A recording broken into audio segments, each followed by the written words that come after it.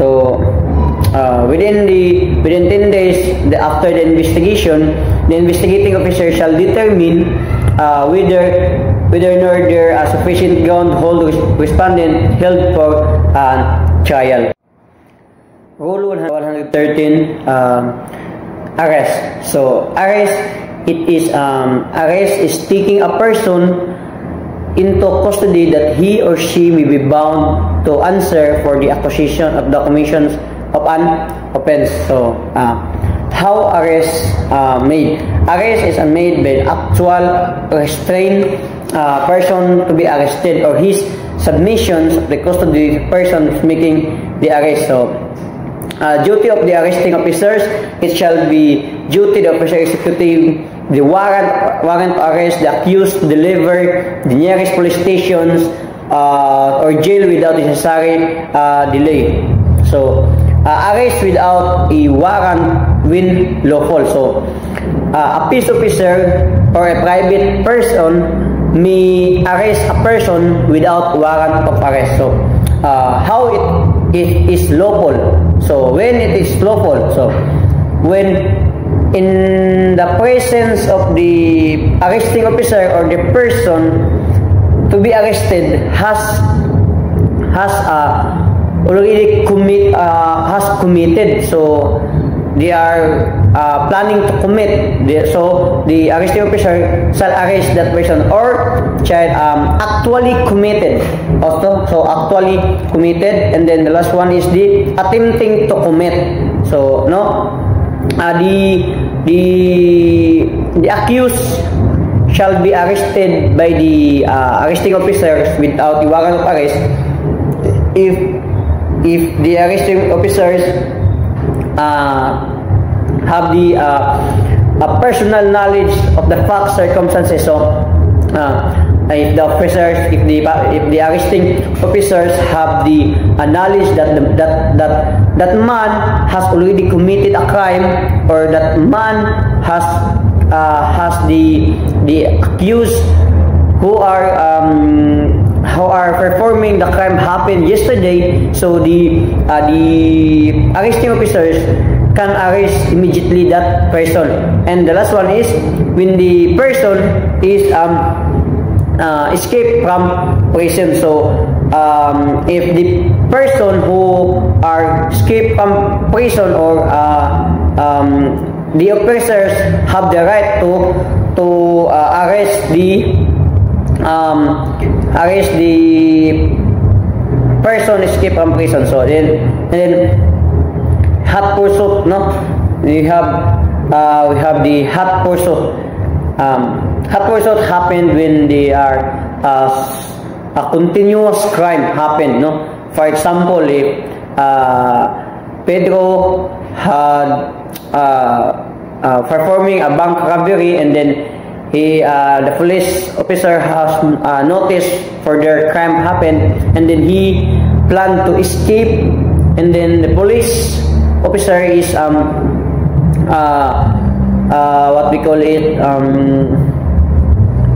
gigukod siya, the police officer is trying to arrest those persons. So there are the continuous crime happen, and then time of making arrest, an arrest may be arrested day and night, or any time by day and night. So method of arrest, so making arrest, virtue of a warrant issued of the officer. So the officers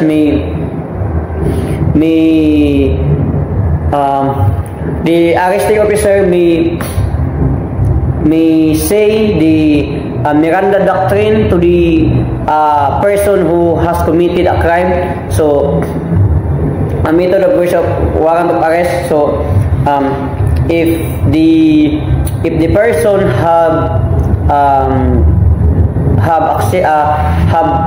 the warrant of arrest, so the arresting officers have the right to arrest that person. So method of arrest without a warrant of arrest. So making a warrant of arrest, the officer shall inform the person to be arrested of his authority of cause of the arrest, unless the latter either engage it is commissions for the offense pursuant immediately for its commissions, his escape please has escaped please and possibly resists before the officers opportunity to inform him, giving such information imperil the arrest. So if the person are if the arresting officers trying to knock the door and state what they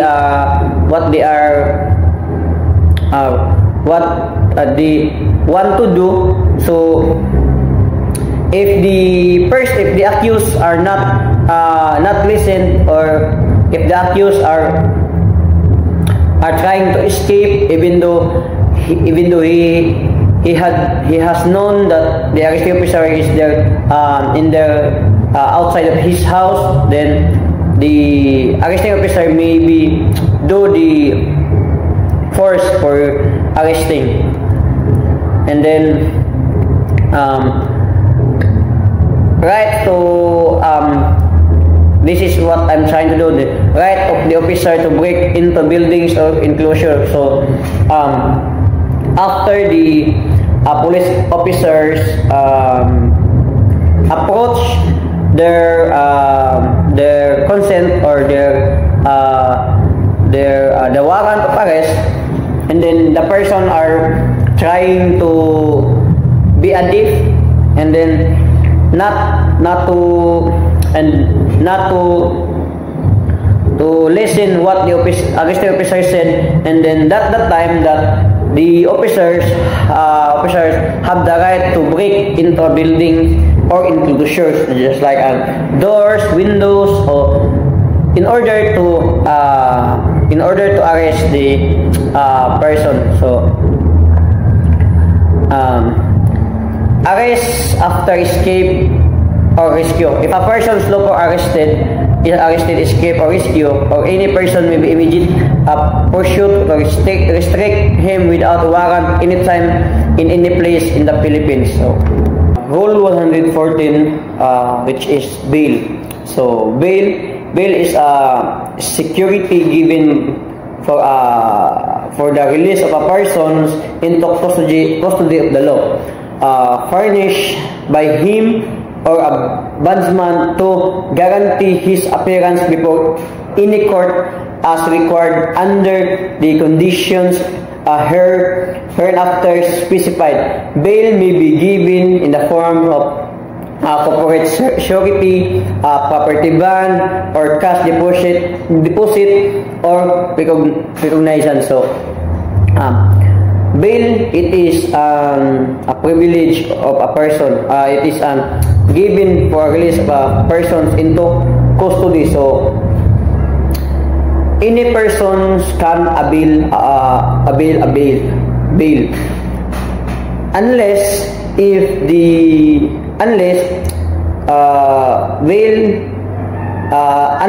if your case or the case of the person is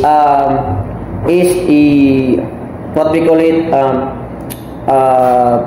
big case, or impose a higher penalty like rape, murder, or life imprisonment. No, so they can avail the bail. So bail happen when bail is allowed by the court, and bail may be cancelled by the court. So it is lucky to the accused persons who can avail the bail, because it is a form, it is a way that by availing the bail, the case may be possible, or may be dismissed, or maybe